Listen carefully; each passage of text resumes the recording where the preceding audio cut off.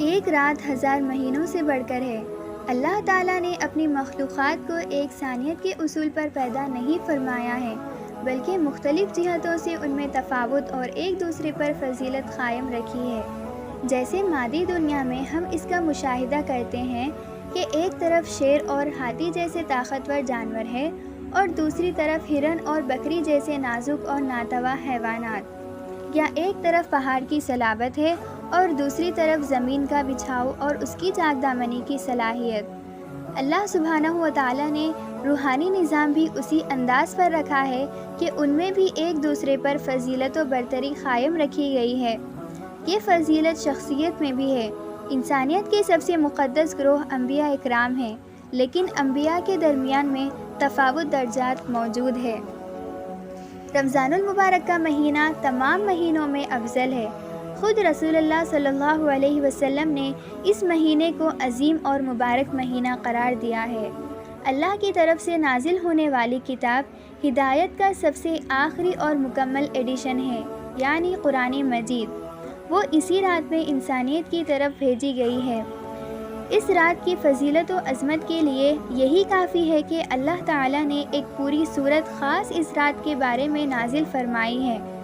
ارشاد نبوی سے معلوم ہوتا ہے کہ حضرت جبرائیل علیہ السلام جو انبیاء پر وحی لے کر اترا کرتے تھے، وہ فرشتوں کے جلوں میں اس شب زمین پر تشریف لاتے ہیں، اور اللہ کے جو بندے کھڑے یا بیٹھے خدا کی بارگاہ میں مشغول عبادت ہوتے ہیں اور اللہ کا ذکر کرتے رہتے ہیں، ان کے لیے دعائے رحمت فرماتے ہیں۔ خود اللہ سبحانہ و تعالیٰ نے فرمایا کہ یہ رات 1000 مہینوں سے بڑھ کر ہے، یعنی اس رات میں جو عبادت کی جائے گی وہ اجر و ثواب کے اعتبار سے 1000 مہینوں کی عبادتوں ریاضت سے بھی بڑھ کر ہوگی۔ آپ صلی اللہ علیہ وسلم نے ارشاد فرمایا، جو شخص شب قدر میں ایمان اور اخلاص کے ساتھ عبادت کے لیے کھڑا ہوگا، اس کے پچھلے تمام گناہ معاف کر دیے جائیں گے۔ جہاں اس رات میں عبادت کا اجر بڑھ جاتا ہے، وہیں یہ رات دعا کی قبولیت اور استجابات کی بھی ہے۔ آپ صلی اللہ علیہ وسلم نے ارشاد فرمایا کہ اس رات پروردگار عالم خود اپنے بندوں کے طرف متوجہ ہوتے ہیں اور ارشاد ہوتا ہے، کیا تم میں سے کوئی مغفرت کا طلبگار ہے کہ میں اس کی خطاؤں کو معاف کر دوں؟ ہے کوئی روزی کا طلبگار کہ میں اس کو روزی عطا کروں؟ ہے کوئی کسی مصیبت میں مبتلا شخص کہ میں اس کی اس مصیبت کو دور فرما دوں؟ اللہ کے طرف سے یہ رحمت صبح تک ہوتی رہتی ہے۔ جو اس آواز پر لبیک کہتا ہے اس کی دعا مقبول ہو جاتی ہے۔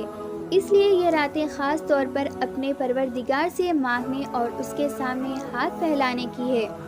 اسی لیے جب ام المؤمنین حضرت عائشہ رضی اللہ عنہا نے آپ صلی اللہ علیہ وسلم سے دریافت کیا کہ اگر شب قدر مل جائے تو ہمیں کیا کرنا چاہیے، آپ صلی اللہ علیہ وسلم نے ایک مختصر مگر جامع دعا سکھائی، اور وہ دعا یہ ہے، اللہم انک عفو تحب العفو فاعف عنی۔ ترجمہ، یا اللہ بے شک آپ بہت معاف فرمانے والے ہیں، نیز آپ معاف کرنے کو پسند فرماتے ہیں، اس لیے میری خطائیں بھی معاف فرما دیجیے۔ اس دعا کے الفاظ مختصر ہیں، لیکن اپنے مضمون کے اعتبار سے یہ نہایت اہم دعا ہے، کیونکہ ایک خطا کار غلام کے لیے اس سے بڑھ کر خوشی اور عافیت کی بات اور کیا ہو سکتی ہے کہ اس کا آقا اسے معاف کر دے۔ اس لیے یوں تو ماہ مبارک اور اس کے آخری عشرے میں ہر طرح کی دعا کا اہتمام کرنا چاہیے، لیکن یہ دعا خاص طور پر کرنی چاہیے۔ نعمت کتنی ہی بڑی کیوں نہ ہو، یہ اس کے لیے کارآمد ہے جو اس سے فائدہ اٹھا سکے۔ اس سے زیادہ محروم اور کم نصیب کون ہو سکتا ہے جس پر نعمتوں کی بارش ہو اور اس کا دامن خالی رہ جائے۔ اس لیے آپ صلی اللہ علیہ وسلم نے رمضان المبارک کی آمد پر اپنے رفقا سے فرمایا کہ ایک ایسا مہینہ تم پر آ چکا ہے جس میں ایک ایسی رات بھی ہے جو 1000 مہینوں سے افضل ہے۔ جو اس کی برکتوں سے محروم رہ گیا وہ گویا تمام ہی بھلائیوں سے محروم ہے، اور جو شخص حقیقتاً محروم ہو وہی اس رات کے خیر سے محروم رہ سکتا ہے۔ آپ صلی اللہ علیہ وسلم کے ارشاداتوں سے معلوم ہوتا ہے کہ 4 افراد وہ ہیں جن کی دعا اس مبارک و مسعود شب میں بھی دروازہ رحمت سے واپس کر دی جاتی ہے۔